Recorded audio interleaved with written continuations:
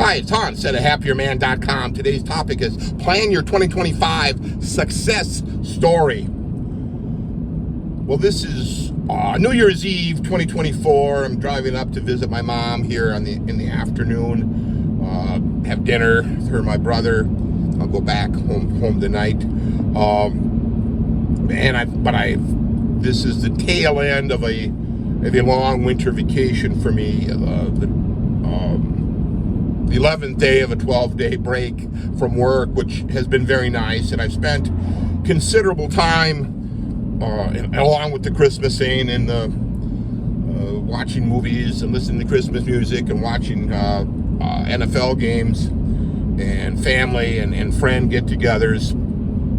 I spent a considerable time planning 2025, and it's the end of the year, and I believe that's one of the best uses of your time at the end of the year is to reflect on your past successes, refer to what you wanted to do in 2024. Did you do that?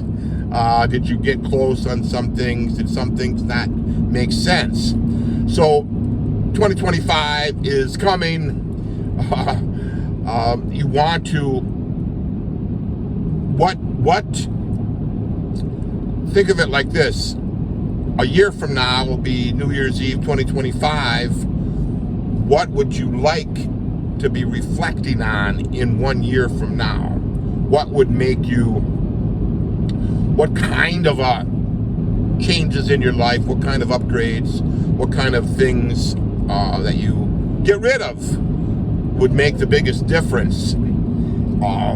And then write that down in your journal book, in your planner book, in your spreadsheets, and however you keep track of things. And if you don't keep track of things on paper and on the computer, you're not serious about making an upgrade. The writing it, the making it prominent, the spending time with it is what makes for a serious goal setting structure.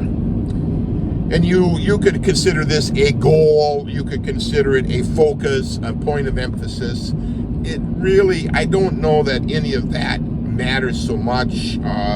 Some people say, well, you should put these things into some sort of a system to make things go a little more automatically. Well, yeah, maybe so.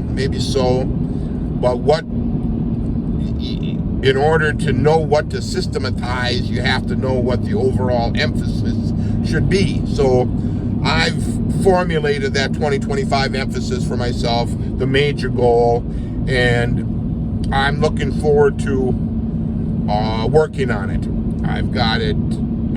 I've got measurables, action plans. What should I be doing? What shouldn't I do? How might things? What should I do to help this? What should I do to not hurt it? How can I stay motivated in the doing it when I might want to do something else, right? So that's all part of the trick to this is focusing on that one item and figuring out, well, where are you at today? And then how will you know you've made progress on it, right? You could say, well, I want to make more money in 2025 than 2024. Well, how much more, right? More money is, a penny. Is a penny enough to make a difference? Probably not, right? Probably not. So you get my meaning, right? What is the numbers? What is it that would look like success to you? Now, this particular thing that I'm going to be working on, I've been on and off working on it for a good long while. But looking back, other things were always more dominant. I wanted other things a lot more than this. So I think, or know, that this emphasis in 2025 would be the best thing for me. And I'm going to be working on it diligently, persistently. I've had enormous success persistently and diligently going after my goals and having a lot of fun and adventures and satisfaction and contentment and upgrading my life because of that kind of, I'm gonna keep doing it no matter what. So I feel like this goal, I'm going to do it. I've made on and off progress on it over the years. I feel like it's time. Things have kind of fallen into place. My other goals that I have met and other points of emphasis, those can probably take a little bit of a back seat. I can coast on some of that. So that's my thoughts on this. I think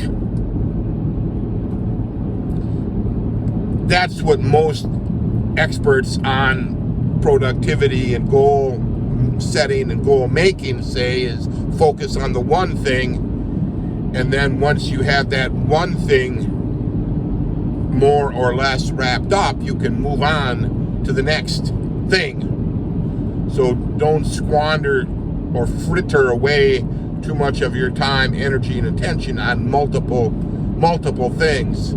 Focus on the one until you feel like you've either met your goal, or you've met it close enough that you can relax a bit on it, and that's my plan.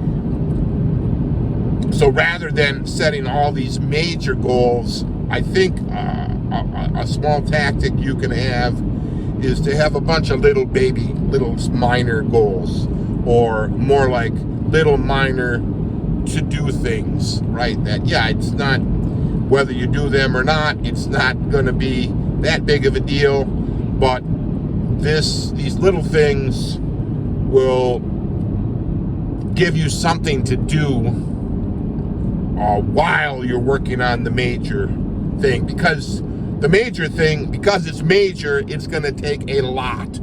It will take a lot of effort and a lot of time and a lot of emphasis and a lot of probably deferment of other things in your life. So you'd like to have some satisfactions, some contentment, some feelings of some wins, if you have a bunch of little things too.